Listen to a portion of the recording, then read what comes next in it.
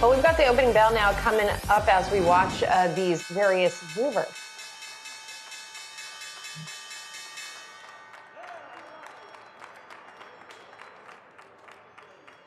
You've got a virtual bell ringing, a lot of those continuing as we get underway in 2022 here. And as we get underway and we're watching some of the opening prices here, the question really is going to be how things play out over the day today, and not just in the stock market, but in the bond market. And as people try to figure out what the jobs report means, not just for the U.S. economy, but of course also for the Fed's future actions. As we start this morning, not much movement whatsoever in the major averages in response to that report, which maybe indicates sort of that indecision or uncertainty.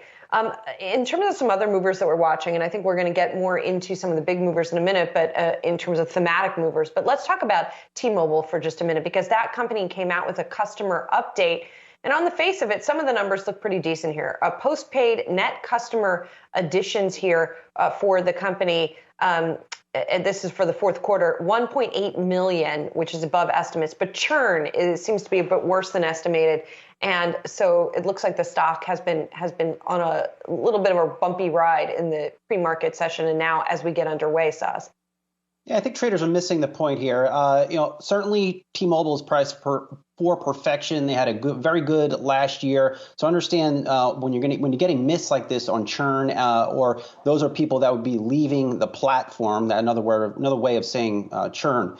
But I think traders are missing the point here on what drove T-Mobile last year and what will likely continue to drive this stock and its fundamentals over the next 12 to 18 months. That is the ongoing integration of Sprint and those cost savings that continue to be wrung out of those Sprint operations. And then secondarily, those cost savings are being invested in share buybacks. I mean, T-Mobile right now is a very aggressive buyer of its stock here, and that is expected to continue for some time. So I understand the market sell-off here, but again, I would say those two drivers that sent the stock up higher last year are very much still intact. All right, let's talk about what's going on more broadly in the markets here this morning. And Jared, it's so fascinating to see this jobs report come out.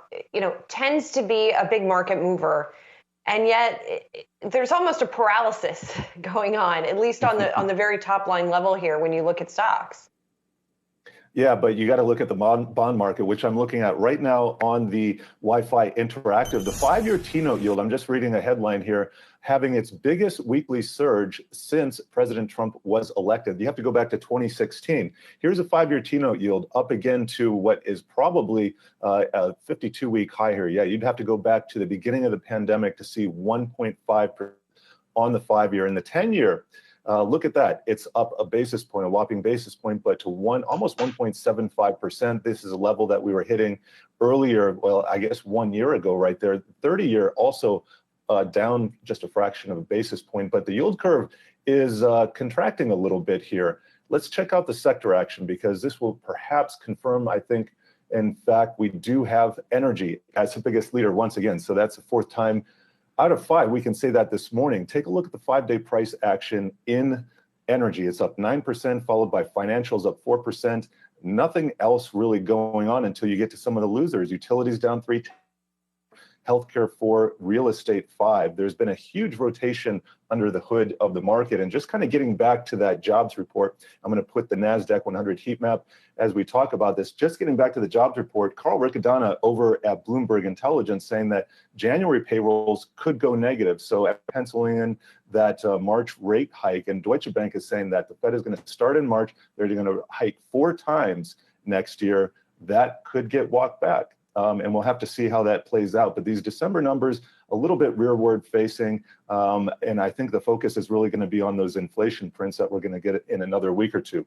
So here's the Nasdaq. Not seeing a whole lot of outliers here. It looks like Chinese stocks getting a little bit of a bump. So let's check out the Chinese heat map, and indeed getting a nice bump there on a 5-day basis. Still seeing tons and tons of red, except for Alibaba. Alibaba's up 10%, Baidu up about 3%, but Tencent divesting itself of more stock, a lot of fears. That was kind of the headline this week out of China.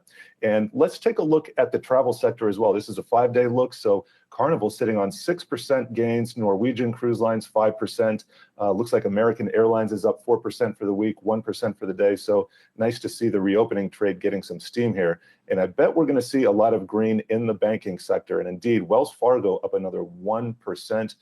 This week, Wells Fargo up 13%. Huge week for the banks as the yield curve overall steepens, even though it might be contracting a little bit today. But really interesting to see how this sector rotation continues to play out, guys. There's one more thing I want you to look at, Jared, and it's red, and that is Bitcoin and crypto here this morning. Yes. They do not say, I think we talked to somebody the other day and talked about how at one point Bitcoin was cited as an inflation hedge, right? And here we have 4.7% year over year average hourly earnings gains. And Bitcoin doesn't look like much of an inflation hedge right now. Well, to be fair, neither is gold. But I think the big moves this week really came off of the FOMC announcements. We saw a huge plunge, not only in gold, but also in the price of Bitcoin. Let's put up the Wi-Fi interact. Oh, we have it right there. Excuse me. But this was a big drop on the FOMC announcement. And guess what? Gold dropped too. So that tells me that it is a hedge because it's behaving like gold. So we can look at it that particular way. But Bitcoin now testing some price levels that we haven't seen in at least 3 months. So here's a 6-month view, and the real support doesn't really come in until 40,000. This was a big level that was in play in September that we see here.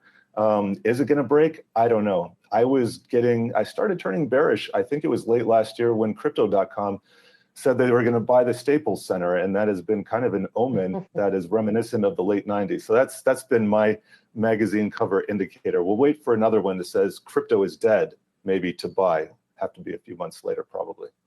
Yeah, I think there was also the Matt Damon crypto commercial indicator, which a lot of people have pointed to alongside that Crypto.com sponsorship. Thanks so much, Jared. Appreciate it.